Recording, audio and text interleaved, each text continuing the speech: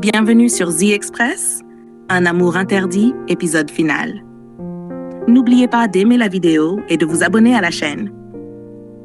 Akira tripote nerveusement les bords de sa robe tout en lançant d'un ton urgent. Préparons-nous, je dois juste passer me changer rapidement. Nous devons absolument partir maintenant. Nevi acquiesce en inclinant légèrement la tête avant de répondre. Oui, partons sans attendre davantage. Elle se met en marche vers le mandap nuptial d'une démarche déterminée. Sean voit soudain son expression se voiler d'inquiétude et murmure. Pourquoi ressens-je cette angoisse qui m'étreint, comme si Devika était en danger? Il joint les mains dans une attitude de prière et implore. Prends soin d'elle, mon Dieu. Ayant déjà perdu un amour autrefois, je souhaite qu'elle obtienne tout le bonheur qu'elle mérite dans cette existence. Pendant ce temps, Devika, le regard brillant de résolution, se parle à elle-même. Je dois empêcher cela. Jamais je ne laisserai Chan épouser une femme comme Akira. Il ne se marie que par obligation envers ses enfants, mais elle possède une âme malfaisante. Levant les yeux vers le ciel, elle supplie. Aujourd'hui est la Saint-Valentin. Ô Dieu, c'est le jour où tu dois les unir, mais pas de cette manière. Soudain, Chan remarque un éclat métallique au sol. En se penchant, il identifie immédiatement l'anneau de Devika. « C'est le sien !» s'écrie-t-il le cœur battant. « Elle est forcément dans cette maison. » Krishi, l'air soucieux, commence à appeler. « Devika, où es-tu? Réponds-nous !»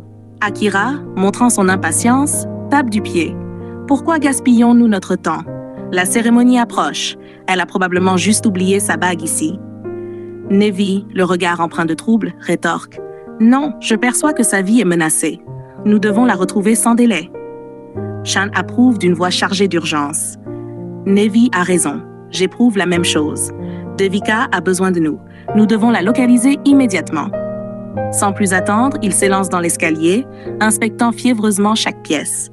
« Où es-tu, Devika ?» crie-t-il avec une anxiété croissante.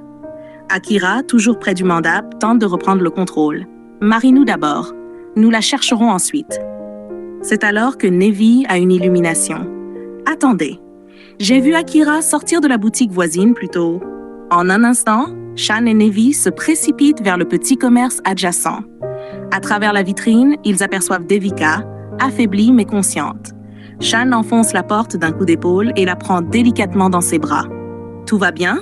Parle-moi, Devika, » murmure-t-il en essuyant une larme sur sa joue.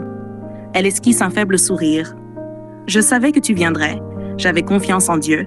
Je savais qu'il ne te laisserait pas épouser cette femme. » Chan, les yeux obscurcis par la colère, demande « Qui a fait ça? Comment es-tu arrivé ici? » Krishi, dans un geste rassurant, pose une main sur son épaule.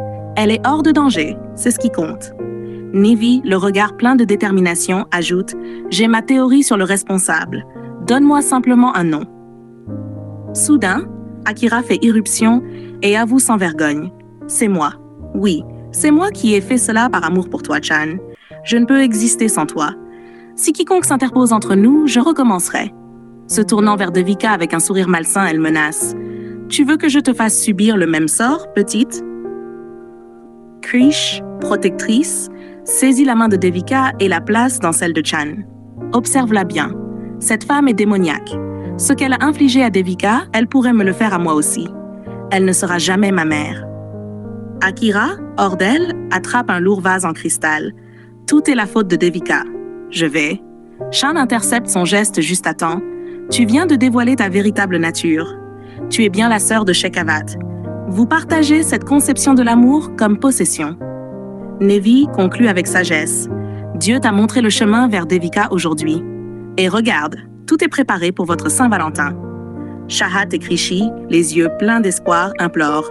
Papa, dis oui, s'il te plaît. Chan se tourne alors vers Devika et prend ses mains dans les siennes. Devika, veux-tu me tenir la main pour la vie? Veux-tu être ma Valentine? Les yeux brillants de larmes joyeuses, elle répond « Oui, je t'aime. » « Je t'aime aussi, » murmure Chan avant de poser la question ultime. « Veux-tu m'épouser, Devika? » La cérémonie a lieu sur le champ. Ils accomplissent les 7 tours autour du feu sacré. Chan passe le Mangal Sutra autour du cou de Devika, tandis que Pandiji proclame solennellement « À partir de ce jour, elle est ton épouse et la mère de tes enfants. » Que se passera-t-il dans les épisodes suivants? Vous le saurez en vous abonnant pour ne pas manquer les prochains épisodes. The Express, votre passion, notre dévotion.